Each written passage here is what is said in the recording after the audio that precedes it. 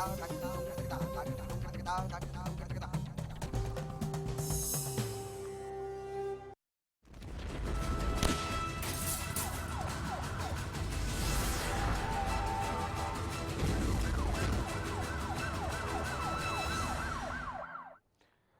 Crime report में आपका स्वागत है। मैं हूं कुमार गौरव। 31 अक्टूबर 1984।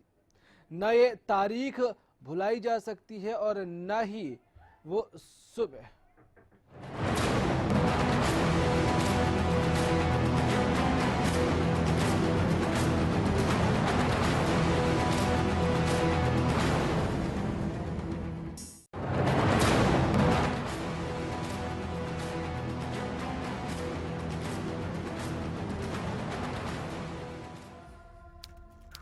तारीख 30 अक्टूबर 1984। जगह दिल्ली का सफदरजंग रोड। उड़ीसा में जबरदस्त चुनाव प्रचार के बाद इंदिरा गांधी 30 अक्टूबर की शाम दिल्ली पहुंची थी।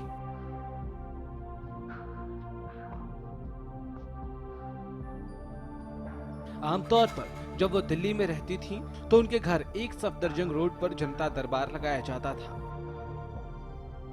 लेकिन ये भी एक अघोषित नियम था कि अगर इंदिरा दूसरे शहर के दौरे से देर शाम पहुंचेंगी तो अगले दिन जनता दरबार नहीं होगा।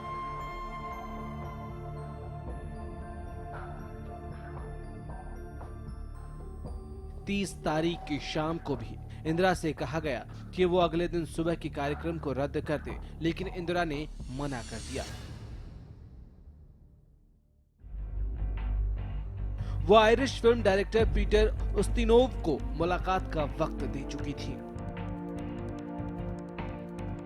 एसीपी दिनेश चंद्र भट्ट बताते हैं, जैसे एक नॉर्मल तरीका होता है, सुबह उठकर आप जनता से मिलते हैं, तो उस दिन एक बिजी शेड्यूल था। उनके इंटरव्यू के लिए बाहर से एक टीम आई हुई थी। पीटर उस्तिनोव आए। उन लोगों ने अपना सर्वे किया, ये देखा कि खुली जगह पर इंटरव्यू करना चाहिए। वहां दिवाली के पटाखे पड़े हुए थे, उसको साफ करवाकर वैसा इंतजाम करवाया गया, तो उसमें कुछ वक्त लग रहा था। दरअसल पीटर इंदिरा गांधी पर एक डॉक्यूमेंट्री फिल्म बना रहे थे। सुबह के ठीक 8 बजे इंदिरा गांधी के निजी सचिव आर.के. थमन एक सफदरजंग रोड पहुंच चुके थे। थवन जब इंदिरा गांधी के कमरे में गए तो वो अपना मेकअप करा रही थी। इंदिरा ने पलटकर उन्हें देखा, दिवाली के पटाखों को लेकर थोड़ी नाराजगी भी दिखाई और फिर अपना मेकअप पूरा कराने में लग गईं। सुबह के ठीक 9 बजे। अब तक घड़ी ने 9 बजा दिए थे। लॉन भी अब साफ हो चुका था और इंटरव्यू के लिए सारी तैयारियां भी पूरी थी। चंद मिनटों में ही इंदिरा एक अकबर रोड की तरफ चल पड़ी। यहीं पर पेंट्री के पास मौजूद था हेड कांस्टेबल नारायण सिंह। नारायण सिंह की ड्यूटी आइसोलेशन कैडर में होती थी, 7:30 से लेकर 8:45 तक। पोर्च में ड्यूटी करने के बाद वो कुछ देर पहले ही पेंट्री के पास आकर खड़ा हुआ था।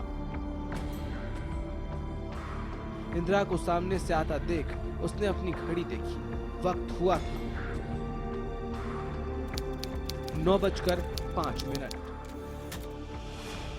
आर.के. धवन भी उनके पीछे पीछे चल रहे थे। दूरी करीब 3 से 4 फीट रही होगी।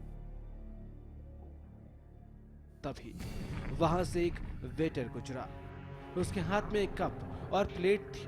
वेटर को देखकर इंदिरा थोड़ा ठिठकी, पूछा, ये कहाँ लेकर जा रहे हो? उसने जवाब दिया, इंटरव्यू के दौरान आयरिश डायरेक्टर एक टी सेट टेबल पर रखना चाहते हैं।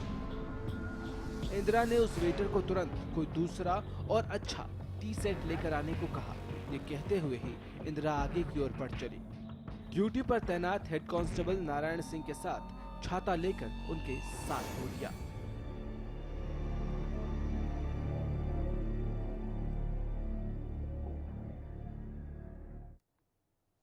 वो साल 84 था और चुनाव प्रचार का दौर। देश की मुखिया इंदिरा प्रियदर्शिनी गांधी उड़ीसा में जबरदस्त चुनाव प्रचार के बाद 30 अक्टूबर की शाम दिल्ली पहुंची थी। एक फिल्म डॉक्यूमेंट्री के सिलसिले में उनसे डॉक्यूमेंट्री बनाने वाले डायरेक्टर की मुलाकात, यानी आयरिश डायरेक्टर से उनकी मुलाकात होनी थी, लेकिन मुलाकात होती उससे पहले ही दिल्ली के एक सफदरजंग रोड पर वो हुआ जिसका न तो गांधी को आभास था और न ही हिंदुस्तान को।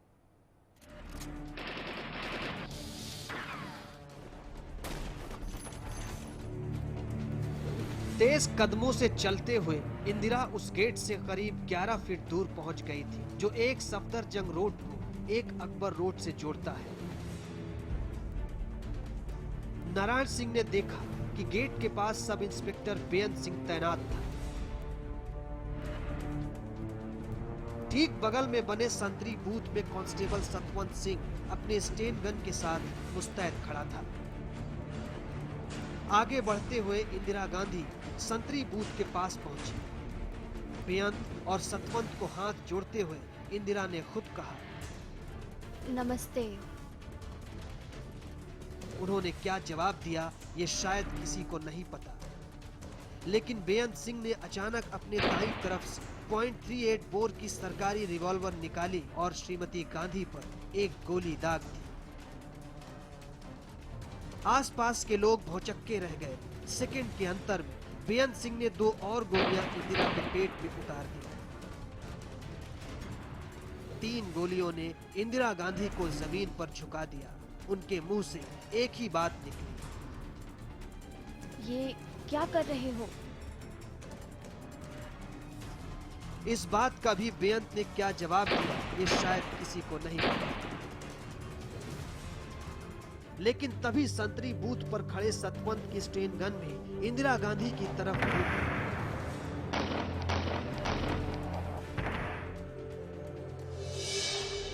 जमीन पर नीचे गिरती हुई इंदिरा गांधी पर कांस्टेबल सतवंत सिंह ने एक के बाद एक गोलियां दागनी शुरू कर दी। लगभग हर सेकंड के साथ एक गोली लगी। 1 मिनट से कम वक्त में सतवंत ने अपनी स्टेन गन की पूरी मैगजीन इंदिरा गांधी पर खाली कर दी। स्टेन गन की 30 गोलियों ने इंदिरा के शरीर को छलनी कर दिया था।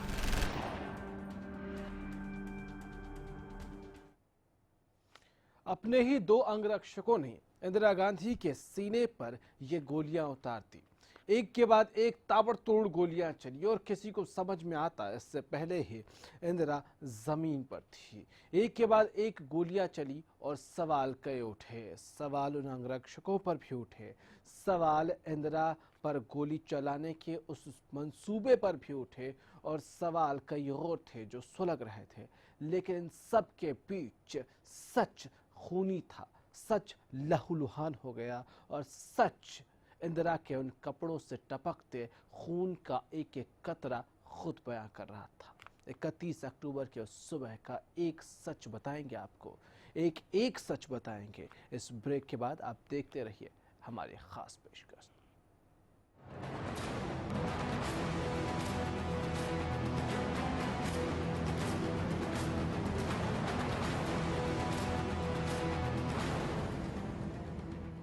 हरियाणा 1 वर्ष सर्वत्र हर्ष, जीता गूंजी दुनिया में हरियाणा की माटी से। ओ, सरस्वती की निर्मल धारा मिली हमें इस माटी से। संस्कृति को मान मिला, सम्मान मिला इस माटी से। आ जाए एक बार जरा जो,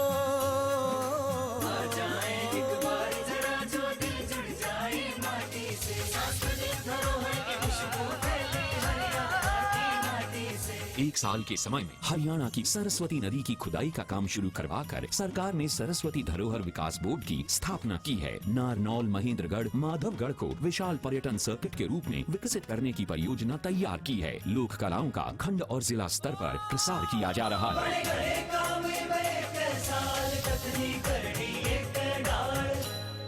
क्या आपका पशु बार बार फूल दिखाता है और बार बार फिर रहा है? इसका मतलब है कि उसका गर्भाशय कमजोर है। इसके लिए अपने पशु को दें गोधन आयुर्वेदिक औषधि, जिसमें है अबरक, लौह व वंग भस्म, जो दे आपके पशु के गर्भाशय को ताकत, जिससे पशु में फूल या पाछा दिखाने की समस्या दूर होती है और पशु स्वस्थ बच्चे को जन्म देता है। गोधन का पूरा कोर्स, एक विश्वसनीय औषधि। सिरसा में अब खत्म हुआ अंतर्राष्ट्रीय स्तर की शिक्षा का इंतजार। MDLR ग्रुप लेकर आए हैं MDK इंटरनेशनल स्कूल। हरियाणा के हरित क्षेत्र सिरसा में विश्व स्तरीय शिक्षा की खास पहचान। MDK international school Cambridge university London से जुड़े सिरसा के इस पहले रेसिडेंशियल कम डे बोर्डिंग स्कूल के डायरेक्टर हैं कैम्ब्रिज एग्जाम्स के आकलनकर्ता मिस्टर लॉरेंस फ्रे। विश्व स्तरीय शिक्षा के साथ MDK स्कूल में है एयर कंडीशन कैंपस और दूसरी आधुनिक जरूरी सुविधाएं, पुस्तकों से परिपूर्ण लाइब्रेरी और एक स्पेशियस कैफेटेरिया, जिसमें बच्चों के लिए मिलेगा हेल्दी खाना। MDK इंटरनेशनल स्कूल की विश्व स्तरीय खेल एवं अन्य सुविधाएं आपके बच्चों का स्वास्थ्य एवं चहुमुखी विकास सुनिश्चित करती हैं। तारकेश्वरम धाम के नजदीक रानिया रोड सिरसा में। अधिक जानकारी के लिए संपर्क करें 9254136642 434445 या लॉग ऑन करें www.mdkinternationalschool.com। MDK International School, nurturing your future today। Gulmohar city NH65 पर स्थित कैथल की सबसे सुंदर टाउनशिप अब आपके लिए लेकर आए हैं फ्री होल्ड प्लॉट्स, विलास और independent floors. Gulmohar city boundary walls और एक्सक्लूसिव गेटेड सिक्योरिटी से सुसज्जित, जिसमें है sports club, club house, lush green park और भी बहुत कुछ। तो बेहतर लाइफस्टाइल के लिए Gulmohar city, the city of joy in Kaithal. Largest campus, more than 1800 students, well-equipped workshops and labs, advanced courses, more than 30 PhD holder and experienced faculties. For more information, log on our website. Contact us for admission. Arni University, bringing ambition in life. ब्याने के तुरंत बाद अपने हर पशु को खिलाएं गुलकंद रसायन, जो करे पशु के गर्भाशय की पूरी सफाई, जिससे पशु बने हृष्ट पुष्ट व बनाए दूध ज्यादा। गुलकंद रसायन जेर व मैल गिराने में सहायक है। जी हाँ, हरिसंस फार्मास्यूटिकल्स का गुलकंद रसायन जेर गिराने व गर्भाशय की सफाई के लिए अब पशु को गुलकंद नहीं, गुलकंद रसायन खिलाएं। हम आ रहे हैं आपको जगाने सुबह 6 बजे, हर वो छोटी बड़ी खबर जो छूट गई बीती रात और वो खबर जो बनाएगी आपका आज। Good morning Haryana. जुलम रेहाना भ्रष्टाचार,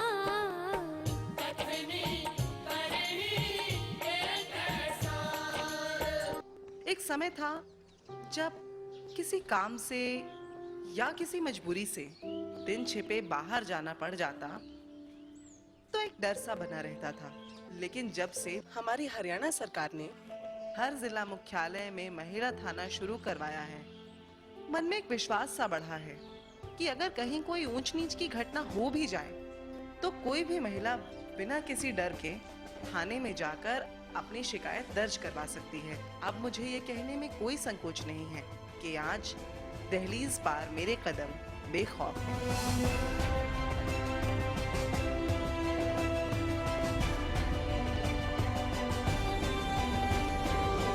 हरियाणा एक वर्ष सर्वत्र हर्ष।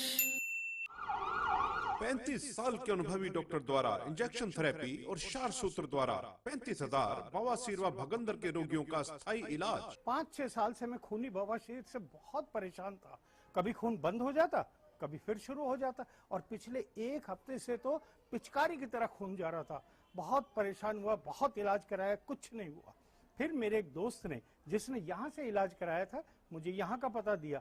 मैं डॉक्टर साहब से मिला डॉक्टर साहब ने मेरा इंजेक्शन से इलाज शुरू किया और देखिए दूसरे दिन ही मेरा खून बंद और आज मैं बिल्कुल ठीक। मैंने स्वामी सत्यानंद हॉस्पिटल से सास द्वारा इलाज करवाया, आज मैं बिल्कुल ठीक हूँ। गुदा में जलन, खून आना, दर्द होना, खुजली होना, बवासीर हो सकती है, बार बार पस निकलना, मस्से होना, भगंदर हो सकती है, लापरवाही से हो सकता है खतरनाक परिणाम। आज ही मिले doctor Mahendra Singh, Swami Satyanand hospital, 178 sector 7A near sector 7-10 चौक, फरीदाबाद।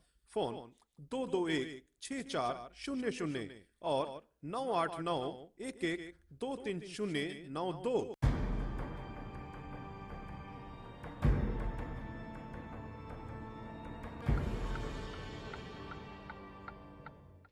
गुलमोहर सिटी NH65 पर स्थित कैथल की सबसे सुंदर टाउनशिप अब आपके लिए लेकर आए हैं फ्री होल्ड प्लॉट्स, विलास और independent floors. Gulmohar city boundary walls और एक्सक्लूसिव गेटेड सिक्योरिटी से सुसज्जित, जिसमें है sports club, club house, lush green park और भी बहुत कुछ। तो बेहतर लाइफस्टाइल के लिए Gulmohar city, the city of joy in Kaithal.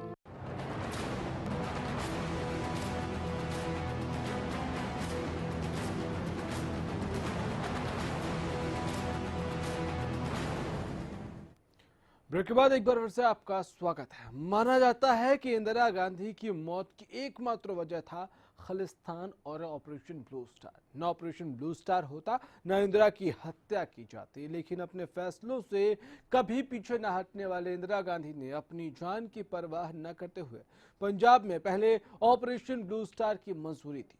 जून 1984 में ऑपरेशन ब्लू स्टार चलाया गया और इसकी कीमत चंद महीनों में ही इंदिरा गांधी को अक्टूबर 1984 में अपनी जान गंवाकर चुकानी पड़ी।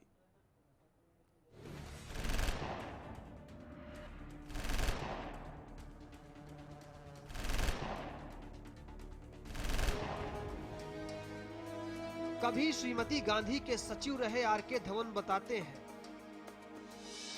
कि उस वक्त भी मैं उनके साथ कदम से कदम मिलाकर चल रहा था।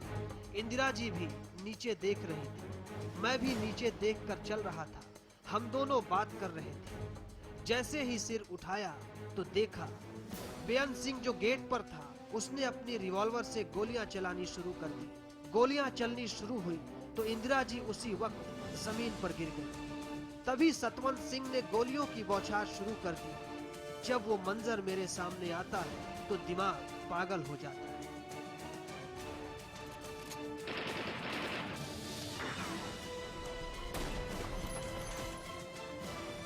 हेड कांस्टेबल नारायण सिंह हो या आर.के. धवन, सब हक्के बक्के थे। वक्त जैसे थम गया था, दिमाग में खून जमने जैसी हालत थी। तभी बेअंत सिंह ने आर.के. धवन की ओर देखकर कहा,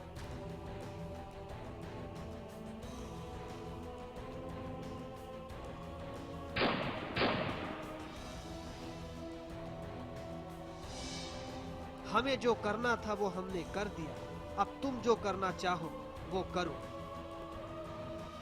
वहां मौजूद सभी लोग एक झटके के साथ होश में आए। आर.के. धवन के मन में एक ही बात आई कि इंदिरा को जल्द से जल्द हॉस्पिटल पहुंचाया जाए। वो जोर से चीखे, एम्बुलेंस।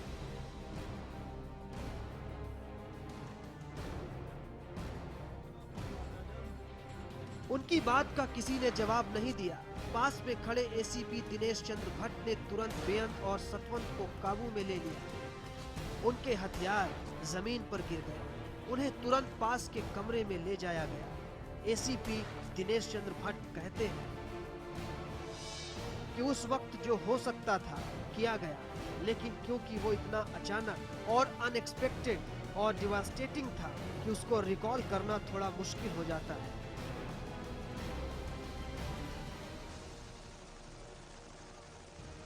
अब तक छाता लेकर भौचक्का खड़ा रहा हेड कांस्टेबल नारायण सिंह भी हरकत में आया। उसने छाता फेंका और डॉक्टर को बुलाने के लिए दौड़ पड़ा। 1 अकबर रोड के लॉन में इंदिरा का इंतजार करते हुए आयरिश डेलीगेशन को फायरिंग की आवाज अजीब सी लगी। फिर उन्हें लगा कि शायद एक बार फिर दिवाली के पटाखे फोड़े गए हैं। डायरेक्टर पीटर उस्टिनोव वहीं पर इंदिरा का इंतजार करते रहे। इधर आरके धवन ने इंदिरा को उठाने की कोशिश की, तभी बुरी तरह घबराई हुई सोनिया गांधी भी वहां पहुंच गई। तब तक कई दूसरे सुरक्षा कर्मी भी उस गेट के पास पहुंच चुके थे। धवन और सोनिया ने मिलकर इंदिरा को उठाया। आरके धवन बताते हैं,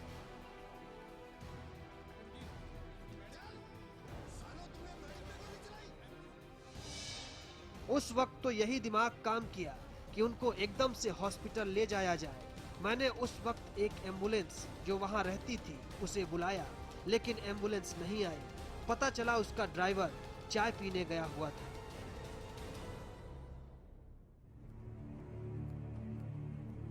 अब एम्बुलेंस के पहुंचने की कोई संभावना नहीं थी, इसलिए सोनिया, आरके धवन और बाकी सुरक्षा कर्मी इंदिरा गांधी को लेकर एक सफेद एम्बेसडर कार तक पहुंच गए।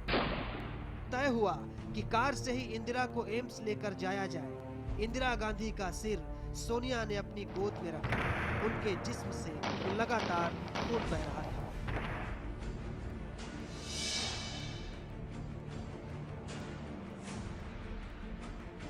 इस बीच उस कमरे से एक बार फिर फायरिंग की आवाज आई, जिसमें सुरक्षा कर्मी बेअंत और सतवंत को लेकर गए थे। यहाँ बेअंत ने एक बार फिर हमला करने की कोशिश की थी। उसने अपनी पगड़ी में छिपाए चाकू को बाहर निकाल लिया। बेअंत और सतवंत दोनों ने इस कमरे से भागने की कोशिश की, लेकिन जवाबी कार्रवाई में सुरक्षा कर्मियों ने बेअंत को वहीं ढेर कर दिया। सतवंत को भी 12 गोलियां लगी, लेकिन उसकी सांसें चल रही थी। ये बहुत बड़े तूफान की आहट थी। लोग रो रहे थे, बिलख रहे थे। उन्हें यकीन नहीं हो रहा था कि इंदिरा को भी कोई ताकत हरा सकती है। यही वो भीड़ थी जो रोते रोते जब थक गई तो उसका गुस्सा उसके आंसुओं ने ले लिया। यह गुस्सा आगे क्या करने वाला था, इस बात का किसी को कोई एहसास नहीं था।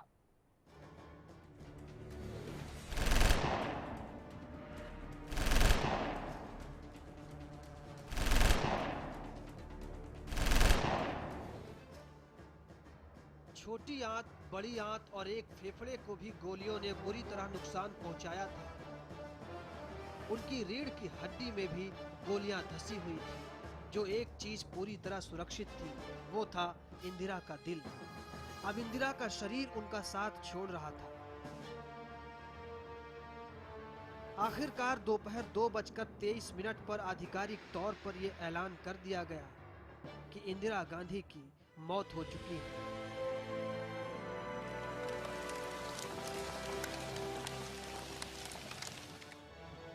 उनके शरीर पर गोलियों के 30 निशान थे और कुल 31 गोलियां इंदिरा के शरीर से निकाली गई थी। ये बहुत बड़े तूफान की आहट थी। लोग रो रहे थे, बिलख रहे थे। उन्हें यकीन नहीं हो रहा था कि इंदिरा को भी कोई ताकत हरा सकती है। यही वो भीड़ थी जो रोते रोते जब थक गई तो उसकी जगह गुस्से ने ले ली। ये गुस्सा आगे क्या करने वाला था, इस बात का किसी को कोई एहसास नहीं था। 31 अक्टूबर के सूरज ने दिन भर में बहुत कुछ देख लिया था। डूबते सूरज की लाल रोशनी भी धीरे धीरे खत्म हो रही थी, लेकिन सूरज के डूबने के बाद भी लाल रोशनी खत्म नहीं हुई। जलते हुए घरों से उठती हुई रोशनी, वो भी तो लाल ही थी। आपका क्या कहना है? Crime desk, Haryana news. तो आज की इस खास पेशकश में फिलहाल इतना ही, लेकिन खबरों का सिलसिला लगातार हरियाणा न्यूज पर जारी है। नमस्कार।